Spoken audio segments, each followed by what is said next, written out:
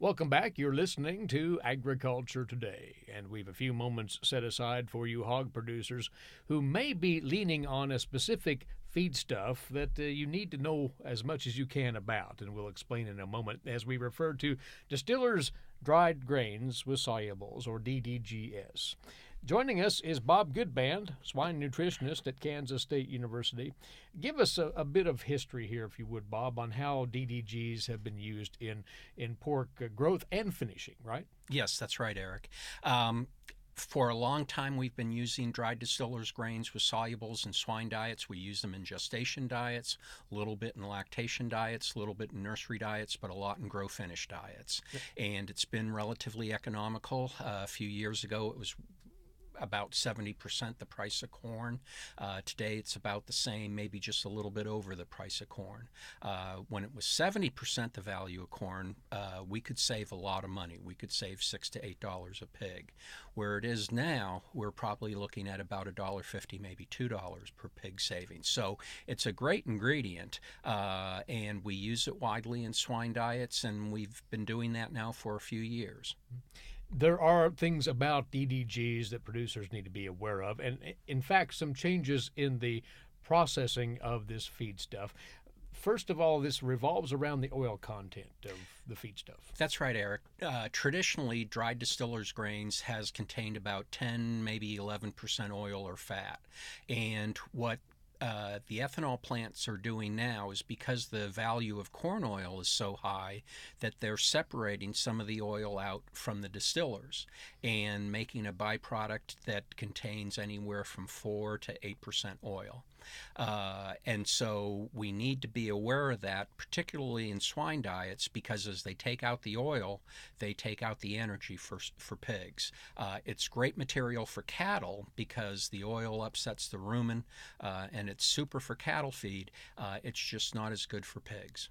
So you want producers to understand that this is happening with the processing of DDGs, and they need, if they want to continue using this feedstuff, adjust accordingly? That's right, and not all plants are taking the oil out, Eric. That's an important point. I guess the take-home message that I'd like to leave your listeners with is that they need to check the oil content of their distillers and make sure, ideally, I'd like to see it over 9% of the material. And again, if that were the case, it'd be continue to use it, and it'd be a great ingredient.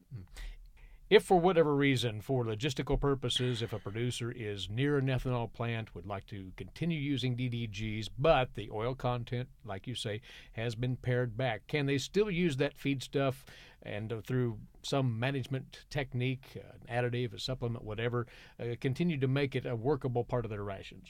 Yeah, there is, Eric, and it depends all on the individual producer. For some producers, you would still maybe go ahead and continue to use it, just as normal distillers would like to tweak the diets naturally a little bit.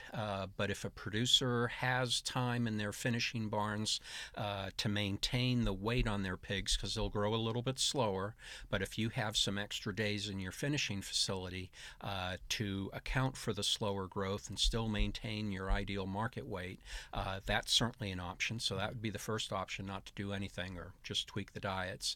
Another option would be to go back and add fat to diets. A lot of producers have choice white grease or an animal vegetable fat blend, and although its fat prices have quadrupled over the past couple years with corn prices, it is pricing into some younger or earlier grower diets, and so that might be an option. Again, it all depends if you have a fat tank and are already using fat in the diet, but those would probably be the two options that I think most people would look at. You do have to pencil in, as you think about this economically, the attributes of having to add fat, for instance, or make these adjustments. Make sure that the numbers work out for your favor. That's right, and that's where we can help, not only readjusting the diets, but also taking a look at the economics of things, and more than happy to help people out with that. And they can contact you through the extension offices throughout the state of Kansas for that very purpose, along with your colleagues in animal sciences and industry.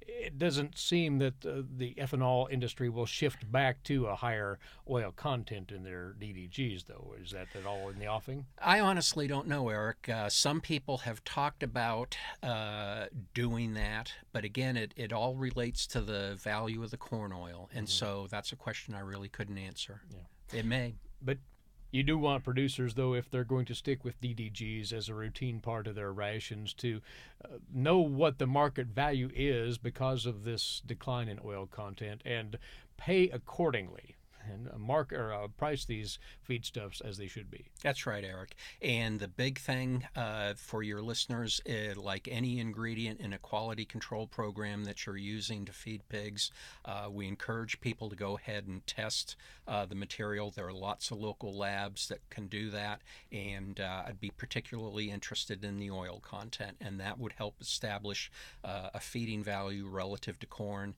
and that's how we could go ahead and maybe talk about pricing. And once again, stressing that Bob and his colleagues stand ready to help you producers walk through those scenarios. The landscape of DDG production at our ethanol plants has changed once again, cutting back on the oil content, a significant development for those feeding these DDGs to swine at the various stages of production. So we appreciate the heads up, Bob. Thanks, you for Eric. coming over. Yep, Peace. thank you. Swine Nutritionist at Kansas State University, bringing that to our attention. That's Bob Goodband, our guest on this part of agriculture today. This is K-State Research and Extension.